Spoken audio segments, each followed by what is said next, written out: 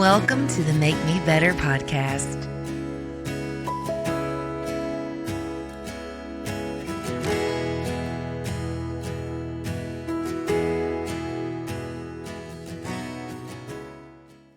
Hey everybody, I'm Misty Rooks, and this is the Make Me Better podcast. Today I get to talk to Dr. Chad McDill. I want to welcome him to the show. Hey, thanks. Thank you for being here. Absolutely. All right, so I know you as Dr. Chad, and so you've been practicing chiropractic care for over 20 years. Yep, 20 here in Trenton. In Trenton, okay. And we know you as a family man, a community man, but before you were Dr. Chad, who were you and where were you going?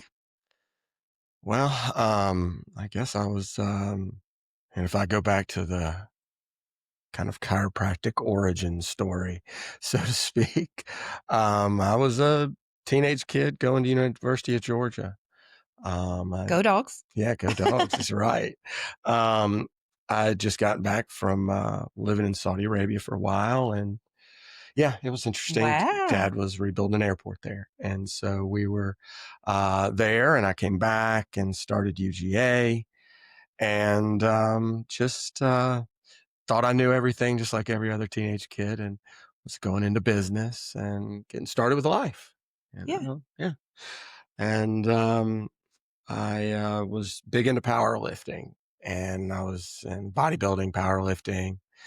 And so I was squatting really, really heavy one day, and I compression fractured a couple vertebrae, and kind of woke up in the floor. Thankfully, the guy, and I can't even remember his name.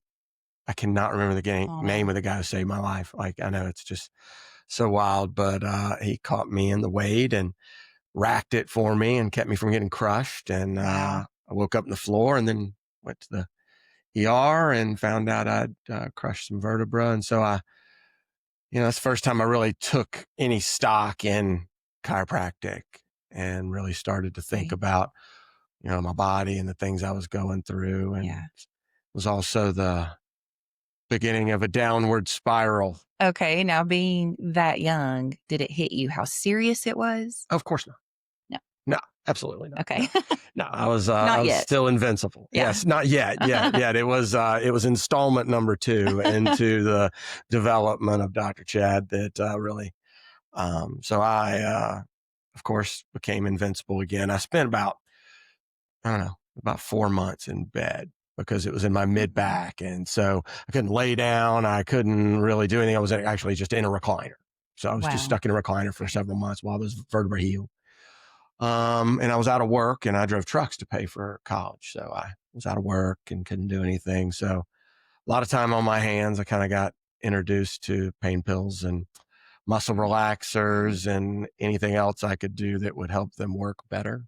Yeah. And it kind of started a bad path for me, that was for sure. And but I rallied. I had to get back into school, and so I went back to work and got back just in time for Christmas break to go drive trucks back in Dalton, where my mom was. And but I wrecked one fateful morning at about 5 a.m. and I rolled it over down a huge culvert to avoid hitting a lady who had a baby seat in the back. So it was for good reason. You're driving and they're in your lane and you think, oh, I'm just going to have to hit them. But no.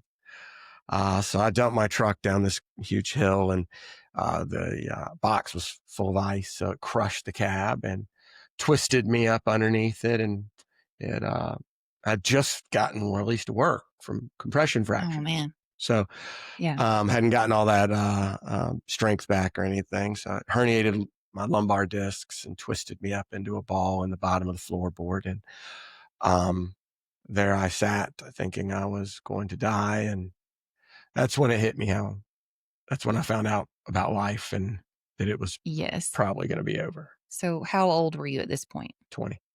20 years old. Okay. And so from there, what happened? Did you get to finish school? I mean, what do you do after that? Well, I I wasn't finishing much. I was back in the bed this time, and back on the same things I'd just gotten out of my system. And that was the reinstallment that was part of the big awakening that I sure was getting financial aid. I was still collecting that, but I wasn't attending classes. And I would drop out and then, and I'd do the game of because I was not getting better. I just wasn't. I wasn't able to really walk on my own. I could use crutches and kind of get around uh, yeah, so it was just to the bathroom and back all day, Wow. and I was a bit of a mess, and so I wasn't going anywhere fast. Yeah. So, how would you describe yourself, your mindset at your lowest point? Um, well, gosh, those are things you try to forget about. Right. I buried that one, Right. but I would say I remember waking up one morning, and it happened to be the same morning my girlfriend had a chat with me that said, and thinking I didn't know if I could breathe. Like I was so medicated and Oh, so wow. intoxicated and so many, things that I woke up because I couldn't breathe. And, that was, but I couldn't really move to get up out of bed and all the things. And, so at that point, I was informed, that I was a mess and that I needed help. And so she took me to her local chiropractor. I had known about chiropractic. My uncle was chiropractor in Trenton. And so, but that was many hours away and just the random thing when I was a kid. And so then now I went to the chiropractor, her chiropractor, Dr. Michael Huppert. And so I thank him for being one of the people who saved my life and got me turned around. But I went every day and he worked on me every single day for a month. Like I'd go there in the morning. It's not like I was going to class. So yeah, You had the time. yeah, I had plenty of time. But he would work on me every day, multiple times a day and let me sleep there. And then by the time I started walking out of his office unassisted, he sat me down out front and said, man, you are a train wreck still. You're still taking all that crap and you're lost. What are you going to do with yourself, son? And I didn't have an answer, because I couldn't drive trucks. I couldn't work. I couldn't, all the things. Yeah. So So, was this the turning point or did something come after this? there was a lot after that. There was, I'd love to think it was that easy, but Yeah. when you've been on those things for a year and you're pretty deep and you're still having a lot of problems, it wasn't a clean exit, but that was the awakening. And There somebody you threw go. me a lifeline that said, hey, I'll give you a job.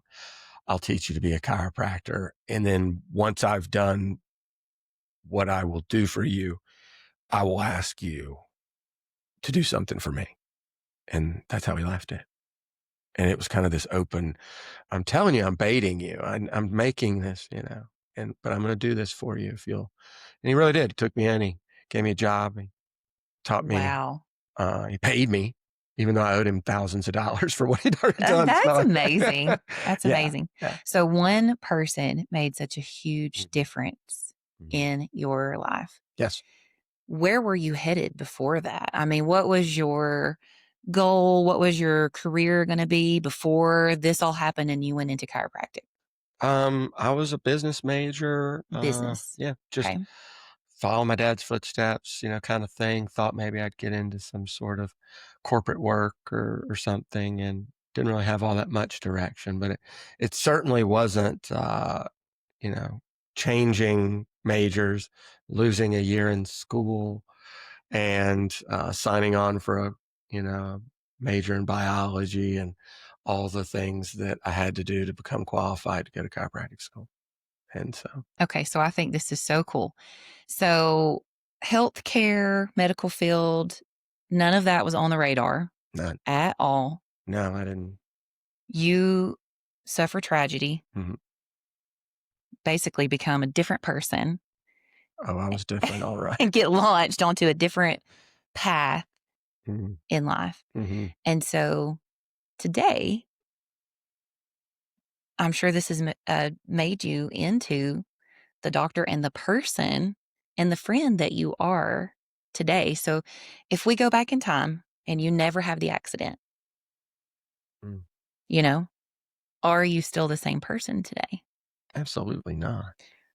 No. Yeah. And I don't think any of us are, Right. hindsight, we look back and, in the moment, it's all tragedy and survival and all the things that it takes Mhm. to make it through the day. And I know that's true for me. I know that I wouldn't have, I might be sympathetic. I might be in a job or have come to be in a place where I could help people, but it would be from sympathy and not empathy. I wouldn't have been able to connect as well Mhm. and be a part of, that's really what has empowered me to be able to be the doctor I am, and to be as excited and, philosophically, driven to help Right. people. And that's really what it is. I mean, because I remember when after I did get better and I did slowly drag myself out of that hole um, of opioids and all the things,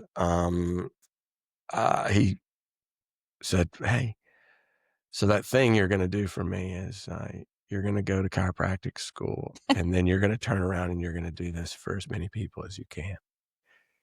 And that's been a huge deal. That was like, it was a wow, okay, and my life has purpose. Now I can, bam, Yes. this gives me my drive. Yes. It gave me my target, Yeah. not to just become a doctor, but to return the favor as many times as I could. I loved that Yes. statement from him. Like, you've got to do this as many times as you can. I'm like, Uh-huh. you just did it once, like, I'm still only 21, Yeah. and really? Many times? Yeah, I think so. And that was great. Okay, so let's stop here for a minute because a lot of times in life we experience trauma. We're going through difficult circumstances, and a lot of times we are really just surviving that. Hmm. So how do we turn that from survival into becoming better going through these hard circumstances, and you come out on the other side instead of just saying, "Okay, I'm glad that's over with." Hmm. I mean, what can we do to actually be mindful while we're going through it to make ourselves better, to allow this thing to work something in us Hmm. so that we can be transformed and that we can actually see something good come from it and not just see it as this is a hard thing I went through and now it's over. Well, I think that being the being fortunate enough and then being forward thinking enough to create ourselves and others and cultivate the conversations with our kids that say, this is coming. Most likely, there will be trials, there will be things. And then when you're in the midst of it in the storm, the beacon you're looking for is what am I going to get out of this? What am I going to take from this? How's this doing something for me? What can I cling on to for hope? And then having people to be there. Because if it wasn't for him, Yes. right, I wouldn't have had anybody and I wouldn't have gone in the direction. So there's got to be people out there that are allowing themselves to be used in a way to do that and looking for it. And in our busy world, right? I mean, we're Yes. so captivated right now with all the things that don't allow us to think we have enough bandwidth, enough strength to look around and see who needs help. But I mean, is the most rewarding thing always is service. Mhm. And so that's one of the things that I like about this that we're Yeah. talking. Yes. Yes, Yeah. service. So if we are just always surviving the next thing, then we don't really have that power to help somebody else. Hmm. So you've got to get in the mindset of, okay, this thing is not leaving me. I'm not escaping it. I've prayed for it to go away. And, my prayers have not been answered that way. But if I'm going to have to endure this, what good can come of it? How can I change? How can I be better? And then something about that empowers you It to does. help the next person along. Well, yeah, I think um, and it has to be the switch. Somebody's there. If it's not you internally, naturally, finding it, then someone has to be there to coach that and to say, look, what are we going to spin this into? How are we going to change this so that, it can be, it can't define everything about you. You're going to still find your purpose through this Mhm. and not let it derail you from your purpose. And I think that purpose driven life and all the things, Mhm. the many different things that are out there for people to read and do and help us. I've been fortunate enough to come across hundreds of them. So, and I just think that we've really got to stay vigilant. And Yes. and I just think that I've been really blessed to continue to find ways to dive in here locally and um, get plugged in. And I think that that's a big deal. And I think it's done more for me than I've done for it. Yes.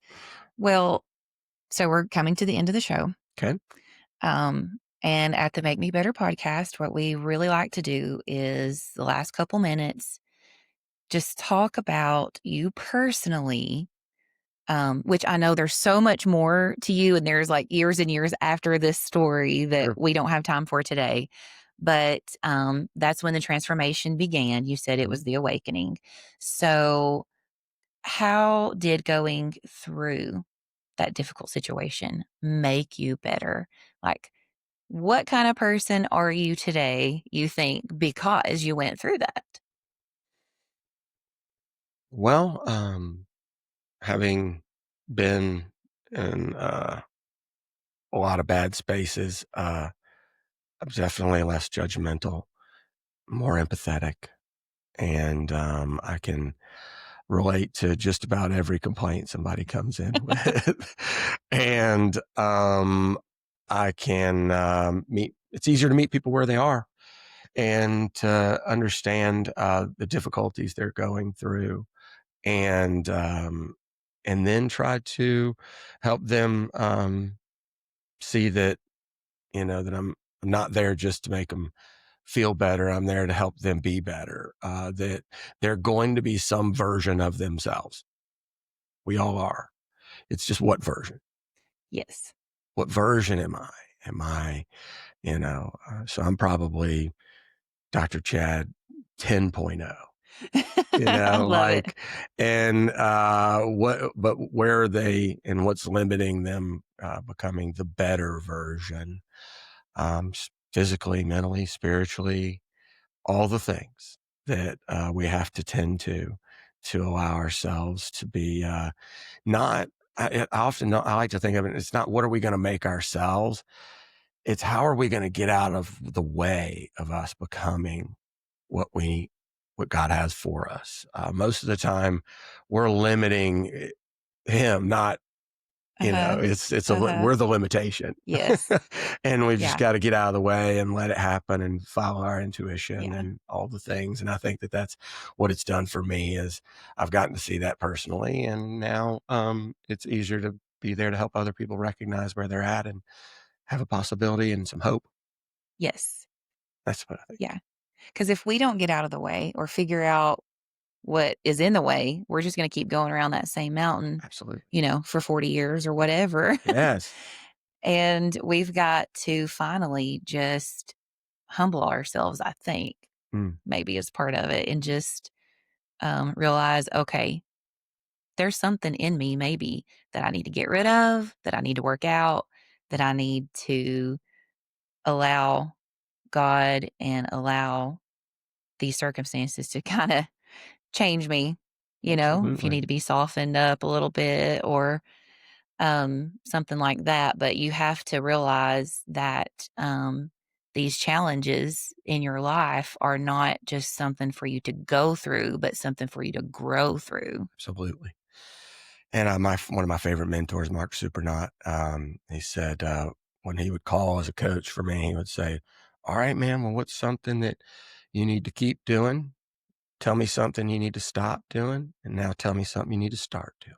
Oh, that's great. Yeah, and it was awesome, and that's how we opened up every call, and then he would say, That's "Okay, great. I like that, change this to this," and I just really do, what do we need to stop doing, what do we need to start doing, and what do we need to keep doing, and looking at what's really working in our lives and to allow us to be that. Okay, I'm gonna steal that. Oh, awesome. I stole it from him, Yeah. but I did give you credit, Mark. Okay. Yes, yes, we give credit where credit is due. Yeah, Okay, well, I just wanna thank you so much for spending your time telling us maybe something that's a little bit uncomfortable from your sure. past, but it's all for a purpose and somebody needs to hear that. And then maybe it gave you a little boost too and reminded you, sometimes we have to go back and remember those things that Mm, we've put so far behind us and really be thankful. Like, oh, I haven't thought of that in a long time, but man, that gives me such a heart of gratitude right now because I absolutely. you have to go back and remember sometimes where you were because now can be such a good place. You forget, man, I really should be thankful for where I've come from and the things that I made it through. Absolutely. I I I do.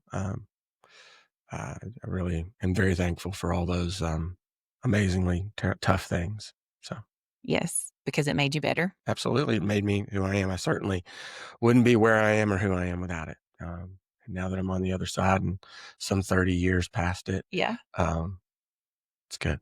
Okay. Well, thank you so much for being here Absolutely. today. Thank you for having me. All right. And thank you for listening to the Make Me Better podcast.